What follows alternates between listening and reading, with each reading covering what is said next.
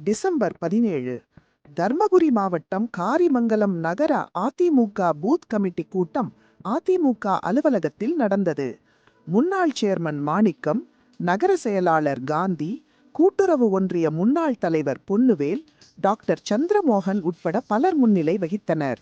வக்கீல் பாரதி அனைவரையும் வரவேற்றார்.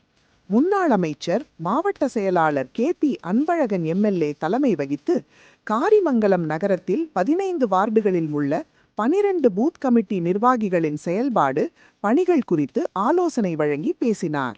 அதிமுக ஐடி விங் மாவட்ட அமைப்பாளர் சுகுமார், தர்மபுரி மாவட்ட அமைப்பாளர் கோவிந்தசாமி, அண்ணா தொழிற்சங்க மண்டல செயலாளர் சிவம், முன்னாள் துணை சேர்மன் அபிப் முகமது, கவுன்சிலர்கள் இந்திராணி ராமச்சந்திரன், கீதா முத்துசெல்வம், முன்னாள் கவுன்சிலர் பிரகாஷ், நிர்வாகிகள் கௌதம், பாலு, கதிரவன், அஜித்குமார், சுதர்சன் உட்பட பலர் கலந்து கொண்டனர்.